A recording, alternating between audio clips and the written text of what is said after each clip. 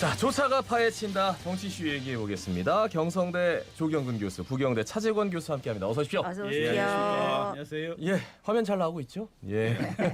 좀 퍼져서 나왔습니다. 잘 나오고 있습니다. 일찍 일어나시느라고. 아, 요즘 불러준 데가 너무 많아가지고. 저녁에 좀 해요. 저녁에 예. 하면 좀 얼굴이 좀 빠질 거예요. 아니, 무슨 생각을 저녁에 하라고 그러세요. 우리 차 교수님 미남이야. 예, 예. 감사합니다. 자, 정치슈 얘기를 좀 해보겠습니다. 지금 뭐 부동산 이슈가 워낙 커가지고요. 예. 이번에 부산시장 후보들 김영춘 후보도 그렇고 이제 박형준 후보도 그렇고 부동산 뭘 갖고 있나 이게 참 이슈가 됐는데 일단 김영춘 후보는 서울 광진에 아파트가 있는데 전세 계속 살고 계시고 그렇죠. 박형준 후보 같은 경우에는 이제 LCT를 작년에 이제 4월에 본인 명의로 이제 하나 구입하셨고 네. 그 전에 이제 자녀가 네. 딸이 2015년에 500만 원 주고 이제 프리미엄 주고 분양가에서 거의 좀 약간 더해가지고 그걸 샀단 말이죠. 근데 뭐 글쎄요 이게 특혜 분양이냐 이건 아닌 것 같은데 예, 이제 LCT라는 말만 들으면 우리 저 시민들이 일단 썩 분노하죠. 좋은 예. 인상은 아니거든요. 그렇죠. 어떻게 보세요? 일단 LCT라는 게 사실 되게 신기하게 지어진 마철루잖아요. 네. 그래서 너무 많은 의혹들을 만들어냈고 근데 의혹이 있다 시민단체도 그렇고 언론도 그렇고 계속 이야기했지만 지금까지 묻혀져 왔는데 네. 이제 그 빙산 일각이 드러나고 있는 거잖아요. 그 속에 사실은 뭐 불법한 방법은 아니고 특혜도 전혀 아니지만 그럼에도 불구하고 그걸 샀고 그다음에 또 공교롭게도 그게 되게 차익을 많이 발생했을 가능성 이런 것들이 지금 점쳐지고 있는 거 아닙니까? 예, 예. 더블에 가까운. 그런 것들이 이제 또 사실 일반 시민들의 정서하고 조금 안 맞는 부분들이 있죠. 그래서 박형준 후보가 조금 어떻게 보면 손해를 보는 부분들이 저는 있다라고 봅니다. 네. 그러니까 이제 기본적으로 그죠. 이제 토착 비리라고 이야기를 하지만은 각 지역마다 크게 이제 사업을 벌리는 사람하고 그 다음에 이제 그 지역에 인가를 해주는 그런 관계에서 사실은 문제가 있었죠. 예, 예. 문제가 있었고 그러면 그걸 갖다가 확실하게 이렇게 뒤져가지고 이제 문제를 발본색원 했었어야 되는데 이게 이제 몇 사람 정도만 추려내고는 또 유야무야가 되어 오니까 LCT라고 하는 게 결국은 인가하고 사업 간에 있는 그런 비리의 대표가 되어버렸죠. 예, 예. 그런데 얼마 전에 이제 거기에 대해서 박형준 후보가 이제 그 일종의 그 해명은 아니지만 얘기를 했고 그게 그 자녀의 부분에 대해서 감성적 호소를 했는데 그런 부분들이 어느 정도는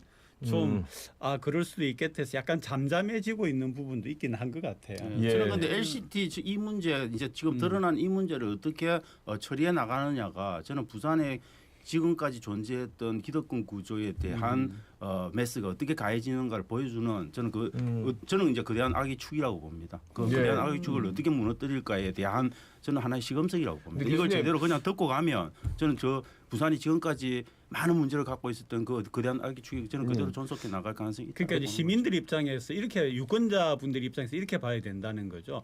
아니 뭐 그런 거는 사업 차원에서 있고 없고가 아니라 그게 결과적으로 우리 부산시에 해를 끼치고 우리 서민들에게 그게 해가 된다라고 하는 인식을 가져주셔야 된다는 거죠. 그러니까 저는 그런 지적을 방송에서 아무도 안 하길래 이제 박형준 개인의 그 입장에서 본다면 오거돈 전 시장 사퇴가 4월 23일이거든요. 제가 이게 등기를 언제 쳤는지 모르겠지만 만약에 이 본인이 부산시장에 나갈 것이다라고 생각했다면 한번 고민했지 않았을까라는 생각이 한번 사실 들어서 고민을 했었어야죠. 그런데 모르겠습니다. 그 전에 아마 하지 그렇죠. 않았을까요? 그 전에 했을 가능성이 너무 저 있죠. 사태가 급박하게 같은 4월이어서 제가 예. 그 생각을 한번 해봤습니다. 그래도 사람의 생각이 갑자기 그렇게 며칠 만에 달라질까요? 어떤 결정을 하는 게 그러니까 저는 큰 그림은 인생의 큰 그림은 미리 그리잖아요. 그러면은 네. 저는 조금 그 메인 문제를 정말 좀 심각하게 고민은 좀 개인적으로는 했어야 되지 않나. 정치를 할 생각이 합니다. 혹시 그때 당시에는 없었거나 그럴 수도 있죠. 아니면은 큰 문제가 안 될 거라고 생각했거나인데 두 개다가 두 글쎄요. 문제도 뭐 네, 문제가 저는 있는 거지. 부자 쪽이 아니었다니까. 예, 예. 왜냐하면 그걸 그렇죠. 분양권을 예. 사고 팔고 하는 거는 위법적인 사안이 아닌가? 아닌데. 다만 이제 부산의 대표적이고 가장 비싼 아파트를 어쨌든 그 가족이 두 채나 가지고 있고 뭐 이런 것들에 대한 건 있지만 그건 뭐 법적인 문제가 아닌데 뭐 이렇게 생각해요. 김영춘 후보가 그래서 상대적으로 광진에 거의 아파트를 분양받을 때부터 계속 소유하고 네네네. 있었다. 근데 이제 서울 사람이다 우리 부인은 그렇기 때문에 그 정서까지 내가 뭐라고 할 수는 없다. 뭐 정리할 수 있으면 정리하겠다. 뭐 이런 거 얘기까지 했단 말이죠. 네. 어떻게 보세요? 뭐 그 부분은 근데 그 부분도 사실은 조금 어떤 부분에서는 좀 이해하는 부분들이 있죠. 왜냐하면은 당연히 부산시장에 좀 뜻을 뒀으면 부인이 서로 그런다 하더라도 부인을 설득을 저는 끝까지 했었어야 되지 않는가 뭐 그런 생각이 듭니다. 그래서 조정희 교수님 뭐 부인 저도 사실 설득되세요? 부인이 설득이 안 됩니다. 집사람 설득이 안 되기는 하지만 그래도 나름대로 설득하려는 노력을 좀 하셨어야 되지 않을까. 근데 저 같아도 예. 만약에 저 와이프가 절대 안 된다 하면 사실은 뭐 저는 꼬리 내릴 것 같아요. 그 상황 얘기 요즘 하잖아요. 그렇죠. 굉장히 저의 상황은 우리 차 교수님이 예. 부인을 굉장히 사랑하고 저는 애끼시는 꼼짝 분이라고 하기 못합니다. 때문에. 예. 근데 분명한 거는 이제 이게 그죠 시시비비를 떠나서 정치라고 하는 거는 감성에 의해서 움직이는 부분이 많은데 그렇죠. 부산에 집이 없는 분이 뭐 이렇게 되다 보니까 그게 유권자들에게 영향을 주고 있는 건 사실인 것 같습니다. 그러나 그게 크지는 않을 거라고 봅니다. 그렇죠. 네.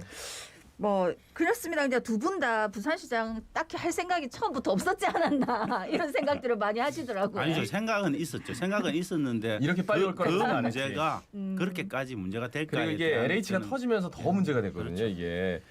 근데 우리 부동- 아줌매 하시는 말씀은 저는 우리 청취자분들의 마음이라고 생각합니다. 딱 부질러서 그냥 그랬던 것 같다. 이게 네. 시원하죠 뭐. 예. 그 서울의 단일화가 지금 굉장히 이슈가 됐어요. 네.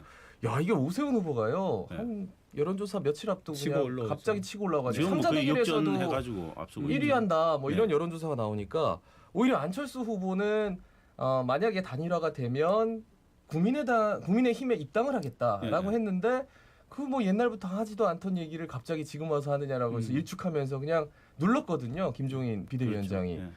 어떻게 보세요? 그 선입당 하라는데 사실은 김종인 비대위원장이나 오세훈 후보가 주장하는 게 맞죠. 왜 꼭 뭐 되고 나서 할 거냐. 네. 할 생각 있으면 미리 하라. 이런 게 사실은 저는 논리적으로는 맞다고 봅니다. 그래서 그것에 대해서 안 후보가 이야기하는 거는 저는 궁색한 변명이 되고 있는 거고 저는 안 후보가 그렇게 이야기한 거는 결국은 그렇지 않으면 국민의힘의 일부의 자기 지지표나 이런 것들을 얻어내서 후보를 눌러서 단일화 후보로 나서기가 어려운다는 판단을 한 것 같아요. 네. 저는 철저하게 전략적인 마인드에서 나온 그런 결정이다라고 보고 그다음에 되고 전략적인 나서 마인드다. 근데 예. 전략적인 게 통했다고 보세요? 통하지 않을 거라고 봅니다. 저는. 오히려 근데 이게 어떤 면에서. 이제 김종인 위원장 대 안철수 후보 간에 예. 어떤 그 전략 내지는 머리 싸움이라고 본다고 하면은 안철수 후보가 이렇게 불쑥불쑥 내세우는 것들 이를테면 이제 제3지대라고 하는 윤석열 차기에 보여지는 예. 그런 분하고도 합당을 해서 소위 거대 야권을 형성해서 차기 대권을 가져와야 된다 이런 얘기들은 사실 지금 국면에서 할 얘기는 아니거든요. 현재 서울시장을 해 나가야 되는 국면에서 그렇게 보면은 이 생각은 여러 가지를 하시는 것 같은데 네. 안 후보 같은 경우에는 조금 현재의 목표에 맞지 않는 자꾸 그런 얘기들을 그래서 나오는 해나간다는 말이 것 같아요. 그거잖아요. 철수할 때 안철수, 안철수할 때 철수. 그 말이 그래서 나와요.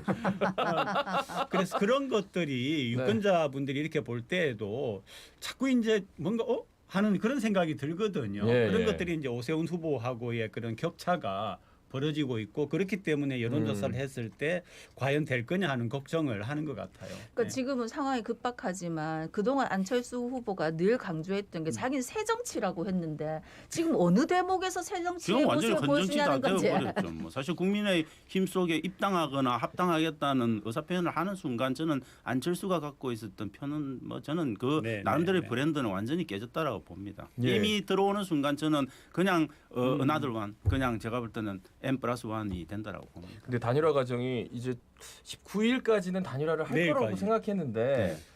내일까지 안 될 것 같은 예. 예감이 좀 많이 들고 있어요. 있죠. 예. 왜냐하면 지금 당장 여론조사 뭐 하겠다라는 얘기까지는 했는데 예. 여론조사를 유선을 몇 % 하느냐, 뭐 질문에 뭐 맞습니다. 국민의힘을 넣느냐 이런 거 가지고 지금 얘기를 하는데 사실 급하면은 국민의힘 쪽에서 그런 거 이런 거 저런 거 다 따지지 않고 벌써 했을 텐데 그렇죠. 이제 국민의힘 별로 안 급한 것 같아요. 그 김건식 예, 지금 뭐. 김건식 교수 이야기하는 거 보면 이미 마음속에 접고 있는 네, 느낌이 네, 저는 네. 많이 듭니다. 그러면은 안철수 후보는 그야말로 뭐 페이스메이커. 그러니까 처음에 뭐 이렇게 되는 처음에 거예요? 이제 진짜로? 현실 감각이 있으면요.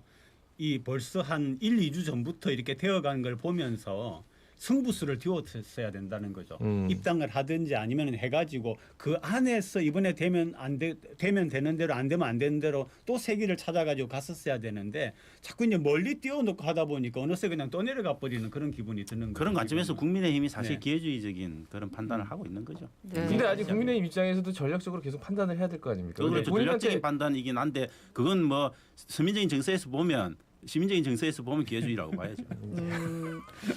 네, 더불어민주당은 어제 이제 서울시장 후보 그냥 예상대로 그냥 박영선 네, 네, 후보가 됐죠. 됐는데 뭐 유식한 말로 컨벤션 효과라니까 너무 떨어지는 거 아니냐 이런 얘기하더라고요. 전혀 뭐 컨벤션- 됐는지도 모르는 컨벤션 않아요. 있을 게 뭐 있어요. 그러니까. 뻔한 거를 그렇게 나가기 네. 때문에 거기다가 LH 이 사태라고 하는 게 너무 크게 지금 작용을 하고 예. 또 어제 그제 발표난 공시지가 문제도 네. 그렇죠. 서울 같은 경우에 굉장히 심각하거든요. 음. 그래서 이제 박영선 후보가 여러 가지를 애를 쓰고 반전의 기회를 노리는데 이게 과연 가능할 거냐 하는 것들이 좀 있죠. 그럼 만약에 이제 서울이 3자 대결로 간다 했을 때 그러면은 그 와중에 국민의힘이 뭐 더불어민주당을 지금까지는 더불어민주당이 계속해서 박영선 후보가 이기고 있었는데 단일화하지 않더라도 3자 대결에서도 좀 한번 해볼 만하다 이런 얘기가 될 수도 있는 건가요? 어떻게 보세요? 저는 3자 대결 가면 어렵다고 봅니다. 왜요? 저는 그러니까 국민의힘이나 국민의당이 저는 그걸 극복하기는 어렵다고 봅니다. 아무리 LH나 뭐 이런 것들이 있다 하더라도 저는 근본적으로 골수 지지층이라는 게 그렇죠. 있습니다. 그 골수 지지층이 적어도 서울은 저는 굉장히 튼튼하게 형성되어 있을 가능성이 있다라고 봅니다. 그래서 네. 겉으로 드러나는 여론조사 이런 것 가지고는 잘 잡히지 않는 부분들이. 근데 이 있는 상태에서 거죠. 단일화해가지고 서로 감정의 골만 깊어진다. 그러면 안철수 후보 만약에 우승 후보로 된다 그러면 안철수 후보를 지지하던 국민의당 그 지지층들이 과연 진짜 국민의힘에 그냥 표를 몰아줄 수 있을까? 반대로. 예. 예, 근데 단일화가 되고 나면은요. 예. 되고 나면은 이제 안철수 예를 들어서 이제 둘 중에 누가 될지가 모르지만 단일화가 되었을 때 단일화에서 실패한 쪽이 지지하는 쪽으로 가지 않을 수가 없는 거죠. 만약에 단일화가 되었는데 떨어진 쪽에서 그걸 갖다 수수방관한다라고 하면은 그것도 또 나중에 문제가 되기 때문에 네네. 그렇게 단일화가 되었을 때는 뭐 이길 가능성이 높지만은 아까 차 교수께서 말씀해 주신 것처럼 박영선 후보 소위 말하는 민주당에 대한 지지 세력이 탄탄하게 남아 있기 때문에 이제 저쪽 같은 경우에 두 개가 과연 한쪽이 물러났을 때 그 표가 다른 한쪽으로 합쳐지느냐 하는 것보다는 민주당 지지층이 공고하다라고 하는 게 보다 더 팩트죠. 예, 저는 지금 현재 서울도 그렇고 부산도 그렇고 이번 여론조사들은 대부분 면접 여론조사를 하면 전화 면접을 하게 되면 저는 예. 샤이 진보 현상이 명백히 있다라고 봅니다. 왜냐하면 전화 면접을 했을 때하고 ARS를 지금 여론조사가 ARS를 썼거나 아니면 ARS를 전면적으로 했을 경우에 조사 이 퍼센테이지 차이가 실질적으로 있습니다. 그러니까 진보가 좀 더 덜 반영되는 그런 구조로 되어 있기 때문에 저는 샤이 보수 현상이 일반적이라고 보지만 이번에는 좀 샤이 진보가 있을 가능성들이 있기 때문에 있는 여론조사를 그 액면 그대로 믿는 거는 저는 국민의당이나 국민의힘 쪽에서는 조금 위험하다 그렇게 보죠. 예. 그렇게 해가지고 이제 결과가 원하는 대로 나오면은 샤이 진보가 샤이니 진보가 되는 거죠. 샤이 진보 아니 지금 이제 선거 앞두고 정부 여당에서 너무 포퓰리즘 위주로 가고 있다. 공약도 그렇고 뭐 다 매사에 그렇다고 비판을 받는 와중에 공시지가 인상 부분은 어떻게 봐야 될까요?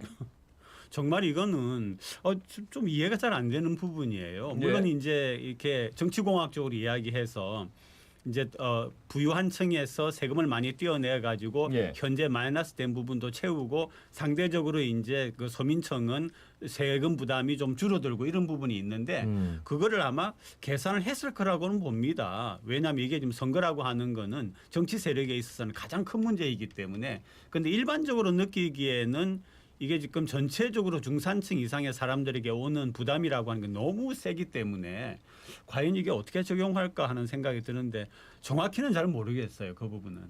그러니까 몇 퍼센트가 올랐다 공시지가가. 근데 그게 재산세로 얼마나 반영이 되고 종합부동산을 내는 사람이 있고 안 내는 사람이 있는데 그게 어떻게 이제 나오는지는 아직 모르는 상태에서 그러니까 그런 상태에서 자꾸 이제 부동산 이슈가 커지니까 이게 정부 여당으로서는 사실 좀 불리한 크게 부담이죠. 그렇죠. 왜 그러냐면 굉장히 지금까지 부담스럽고. 집값을 올렸다든지 또는 뭐 젊은 층이 집을 살 수 있는 그런 기회를 아예 박탈해 갔다든지 하는 그런 부동산 관련되는 문제가 있는데 공시지가도 결국은 크게 그 범주 안에 들어가기 때문에 불리한 건 그런데 사실. 만약에 공시지가를 또 안 올리면 20억 하던 아파트가 40억 돼가지고 그걸 누리고 있는 사람들한테 그 불로소득 20억을 네. 인정하라는 거잖아요. 네, 네. 그럼 사회적 정의나 공정의 관점에서는 정부가 뭐 하냐고 누가 안 묻겠습니까? 근데 공시지가 현실화는 이 정부 들어서 차츰차츰 올리기로 올리고 계속 있는 했던 거 추세이기도 아닙니까? 하고. 그래서. 근데 이제 문제가 이런 것 같아요. 부산에도 이제 우리가 말한 그런 아파트 같은 경우에는 공시지가가 곱하기 2 정도로 뛰었다고 그럽니다.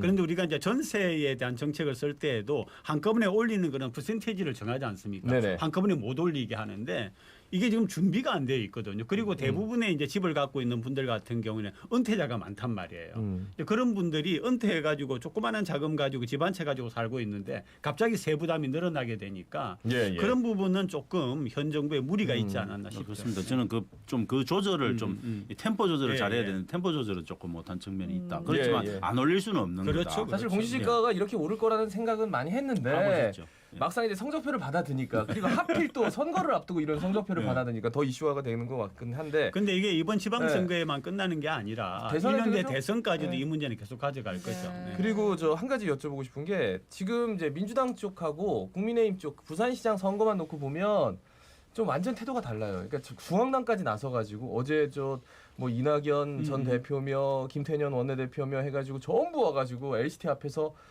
굉장한 약간 네거티브를 네. 했죠. 네. 근데 이제 후보는 빠졌고, 근데 국민의힘 입장에서는 박형준 후보 쪽에서는 물론 어떤 너무 이슈가 되는 건 대응하지만 그렇게 크게 대응을 안 하고 뭐 네거티브 하지 말자 이렇게 얘기를 하고 있거든요. 저는 결국은 뭐 국민의힘은 어떤 전략으로 가는지 모르지만 참다 아마 네거티브 쪽으로 나올 가능성은 좀 있지 않을까 싶습니다. 아, 그런데 개인적으로 생각을 했을 때는 국민의힘은 네거티브 안 하는 게 오히려 전략적으로는 더 맞지 않을까. 그래서 이번 선거는 깔끔하게 네거티브 할 게 있는지는 모르지만 네거티브 안 하는 쪽으로 전략적인 판단을 하고 그쪽으로 줄기차게 가는 게 저는 오히려 득표에 도움이 될 가능성이 많다. 반대로 민주당은 저는 전면적인 네거티브를 해야 된다. 왜냐하면 왜요? 그 후보 자체가 네거티브의 재료를 제공하고 있는 후보이기 때문에 요리만 하면 어떻게 되는 하겠습니까? 거예요. 그리고 10% 포인트 이상 뒤지고 있는 후보가 그렇지. 당연히 해야 많이 되는 거죠. 저는 그걸 뭐 선거공학적인 관점에서 나무랄 수 없는 겁니다. 근데 어떤 저는 이제 이낙연 대표라든지 김태년 그 원내대표. 저기 뭡니까 원내대표라든지 이렇게 와가지고 열심히 하는 데에는 두 가지 이유가 있다고 보거든요. 네. 하나는 이번 부산 시장 선거도 중요하지만 1년 뒤에 대선이 있고 결국 그 과정에서 이낙연 대표가 현재는 그 선두주자로 있는데 그런 부분이 있고 그 배경에는 또 부울경이 부산이 그만큼 다음 대선에서 중요하다라고 그렇죠. 하는 거죠. 그래서 와서 이쪽에서의 그 소위 현 여당에 대한 지지를 보다 확고하게 해 나가는 부분이 필요하고 다시 말하면은 돌멩이 하나 던져가지고 새 한 세 마리 정도 잡는 거죠. 그런데 문제는 그렇다고 봅니다. 사실 이 공간은 김영춘 후보의 공간이어야 되는 거죠. 그런데 와서 뭐 이낙연 전 대표라든지 뭐 최인호 대변인이라든지 이런 삼자가 좀 이렇게 맞아, 뭔가 맞아요. 자기 네, 네. 위상을 강화하는 그런 공간이 되는 거는 좀 안타까운 부분이 있습니다. 저는 그래서 뭐 정말 이렇게 물증이 확실하거나 의혹이 완전히 불거지고 그다음에 정말 시민을 위해서 검증이 필요한 부분들에 대해서는 저는 김영준 후보도 그런 그 명확한 입장 제시를 하고 전면에 나설 필요는 저는 있다라고. 근데 봅니다. 그러니까 김영춘 상대적으로 후보- 지금 우리 차 네. 교수님 하시는 말씀처럼 너무 또 그러다 보니까 김영춘 후보의 존재감이 그렇죠. 사라지는 조금 뭐 잠깐 작아지는 그런 부분이 있다라고 하는. 그렇다고 LCT 앞에서 1위 시위할 수는 할 수는 없잖아요. 없죠. 할 수는 없지만 네. 예컨대 뭐 이런 또 토론 자리라든지 아니면 기자회견이라든지 이런 방식을 통해서 개인이 갖고 있는 생각들을 명확하게 시민들한테 검증이 필요합니다라고 이야기하는 저는 그런 용기 또 어떤 면에서는 좀 필요하지 않나. 근데 가덕도의 대통령 혹은 또 이제 대표가 가가지고 발언하는 거는 그래 했는데 오케이, 예. LCT 앞에 가서 하는 거는 와 하는 그런 생각이 좀 들긴 했어요. 그럼 오늘 이제 후보 등록하는 거지. 그렇죠. 아니, 오늘하고 내일, 내일. 내일까지 네. 그렇게 하고 나면 이제 조금 더 윤곽이 더 드러나고 어쨌든 근데 네. 지금 저는 유권자 입장에서 봤을 때 의혹이 굵직굵직한 것들은 나왔다 아닙니까? 네. 이걸 빨리 검증을 해가지고 이게 빨리 끝나고 뭐 또 정책 대결하는 것도 봤으면 좋겠고 하는데 근데 저는 의혹이 예. 더 나올 거라고 안될 봅니다. 거예요. 네, 네. 의혹은 아마도 상호간에 줄줄이 나올 더 거예요. 나올 가능성이 그러니까 있고. 의혹이 막 이게 옷장을 막 해놓고 예. 그 다음에 이제 선거 딱 해가지고 끝나면 보통 뭐 고소 고발전 하는 거 뭐 취하하기도 하고 네. 그 다음에 좀 의혹이 깊다 하는 거는 이제 수사에서 뭐 검찰이나 경찰에서 수사를 하겠죠. 네네. 근데 뭐 이번 시장이 되고 나서 4년을 하는 건 아니니까요. 그렇죠. 하고 나서 1년 뒤에 다시 선거가 있기 네. 때문에 그래서 지금의 네거티브가 그런 전략에서는 의미가 있다라고 보는 거죠.